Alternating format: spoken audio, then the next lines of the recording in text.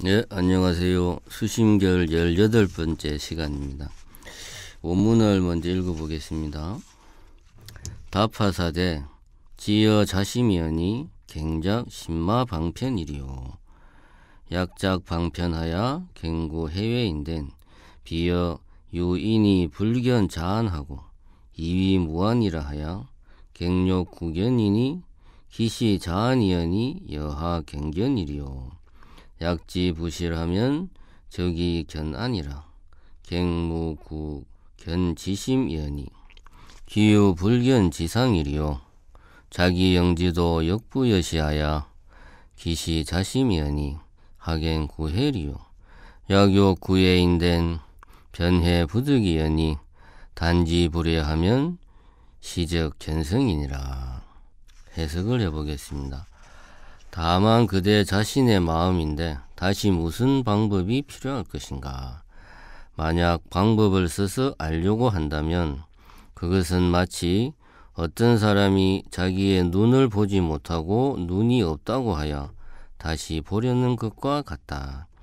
이미 자신의 눈인데 무엇을 다시 보려 하는가? 만약 잃지 않은 줄 알면 그것이 곧 눈을 보는 것이다. 다시 보려는 마음이 없으면 어찌 못 본다는 생각이 있을 수 있겠는가? 자신의 영지도 이와 같아서 이미 자신의 마음인데 어찌 다시 알려고 하는가?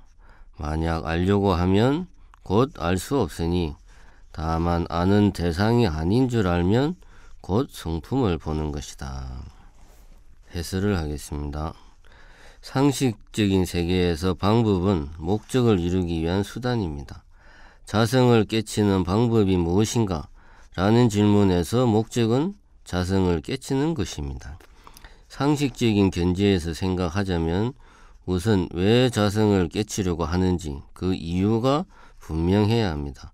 그리고 자성을 깨친다는 것이 무엇인지 제대로 알아야 합니다. 그런데 자성을 깨친다는 것은 본래 부족한 자신의 성품을 여실하게 아는 것입니다. 얼핏 보면 말장난 같지만 자성을 깨친다는 것은 자성을 깨치는 것이다 라는 말입니다. 이런 모순되는 일이 벌어지는 것은 왜일까요? 깨치지 못한 세계에서는 대상이 있고 그 대상을 인식하는 내가 있습니다. 내가 보고 듣고 느끼는 대상들로 이루어진 세계가 상식적인 세계입니다. 모든 대상은 반드시 구별되어 있습니다. 내가 무엇인가를 보고 음식임을 알면 그것은 음식이라는 대상이 됩니다. 그것이 음식이라는 대상이 되는 순간 세상은 음식과 음식 아닌 것으로 구별됩니다. 뭔가를 보고 이것이라고 하는 그 순간 이것과 이것 아닌 것으로 나누어지게 됩니다. 모든 것은 내 마음의 대상이 됩니다. 심지어 나 자신도 대상이 됩니다. 대상을 충분히 제대로 알면 그 대상의 특성에 따라 내 뜻을 관철시킬 수 있습니다. 그러나 깨침의 세계는 대상이 있고 내가 있는 그런 세계가 아닙니다. 자성을 깨친다는 말은 세상을 대상화하여서 제각각 나누는 행위를 하는 것이 무엇인지 그것을 여실하게 아는 것입니다. 그렇기 때문에 대상화될 수 없습니다. 나와 나의 대상으로 나누는 것이 무엇인지 아는 것이기 때문에 대상을 올바로 알고 대상을 내 뜻대로 하고자 하는 상식적인 방식으로는 자성을 깨칠 수가 없는 것입니다. 수능은경의 원문에 나오는 비유와 보조스님의 예는 상당히 유사합니다. 수능경에 나오는 비유를 살펴보면 슈라바스티에 야주냐다따라는 장자가 살았습니다. 그는 얼굴이 아름다워서 항상 거울에 비치는 자기 얼굴을 쳐다보는 것을 낙으로 삼았습니다. 그런데 하루는 문득 자기 얼굴 자체를 보고 싶었습니다. 그러나 볼 수 있는 것은 거울에 비친 모습이지 자기 얼굴 자체는 아니었기 때문에 그는 몹시 고민하였습니다. 마침내 그는 밖으로 뛰쳐나가 슈라바스티의 거리를 헤매며 자신의 얼굴을 찾아다녔습니다. 그러다가 어떤 사람으로부터 당신의 얼굴은 그대로 있다라는 말을 듣고 안심하였다고 합니다. 이 비유에서 거울 속에 비친 자기의 얼굴은 바로 대상화된 나입니다. 반면 자기의 얼굴 자체는 나의 자승, 내가 본래부터 갖추고 있는 성품입니다. 그는 자신이 얼굴을 잃었다고 생각하고 어떻게든 얼굴을 찾고 싶은 마음 때문에 괴로워하였습니다. 그러나 육신의 눈은 결코 자기의 얼굴 자체를 볼 수 없습니다. 스님은 단지 불해하면 시적견성이라, 즉 알지 못함을 알면 곧 자기의 본래 성품을 보는 것이다 라고 했습니다. 알지 못함을 안다라는 말은 자기의 본래 성품은 보고 듣고 느끼는 대상이 아님을 안다는 의미입니다.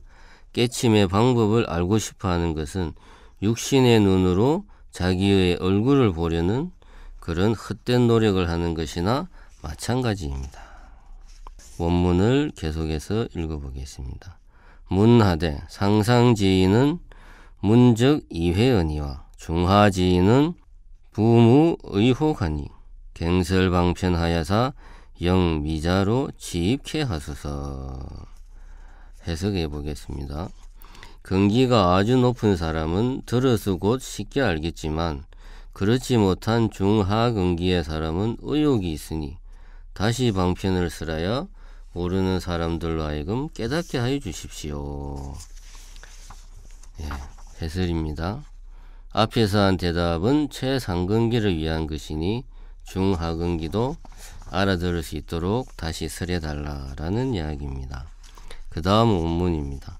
답하사대 도부속 지부지하니 여가 제각장미 대오지심하고 청아언설하라 제법이 영홍하고 역여환하고로 망념이 본적하고 진경이 봉공하니 제법 개공지처에 영지불매하나니 즉시 자공적 영지지심이 시여의 본래 면목이며 역시 삼세 재불과 역대조사와 천하선지식의 밀밀상전지 법이냐라.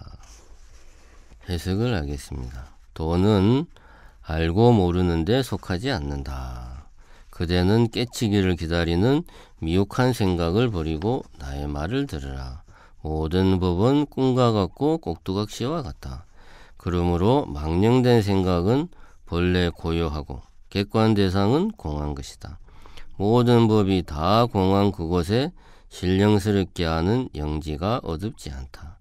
이 공적하고 신령스럽게 하는 영지의 마음이 바로 그대의 본래 면목이며 삼세의 모든 부처님과 역대조사와 천하의 선지식이 서로 엄밀히 전한 진리이다. 해설을 하겠습니다. 여기서 도는 알고 모르는데 속하지 않는다 라는 이 구절은 조주 스님이 묻고 남전 스님이 답하는 중에 나온 말입니다.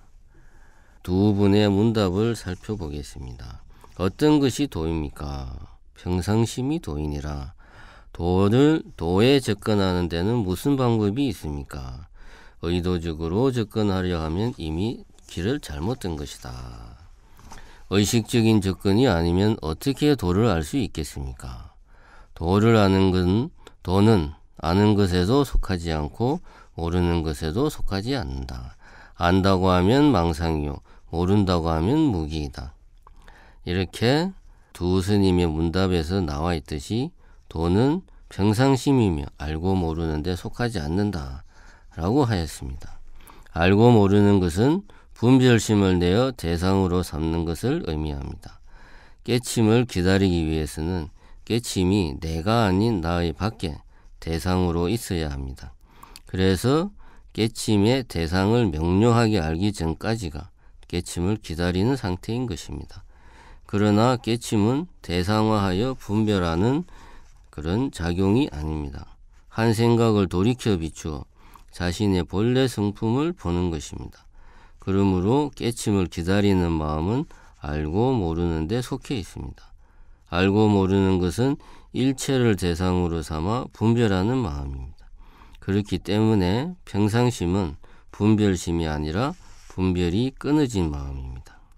그런데 미혹해서 알지 못하니 중하의 근기들이 알 수 있도록 다시 설명을 해달라고 요청하니 스님께서는 바로 그런 생각이 깨침을 기다리는 마음에서 비롯된다 라고 지적을 하고, 깨침은 알고 알지 못하는 데 있지 않다고 힘주어 말씀하신 것입니다. 이렇게 질문자의 마음을 곧바로 가리켜 일러주시고 나서 공적영지한 마음에 대한 설명을 시작하고 있는 것입니다. 그러면 다음 시간에는 공적영지한 마음이 무엇인가에 대해서 상세하게 살펴보는 그런 시간을 가지도록 하겠습니다.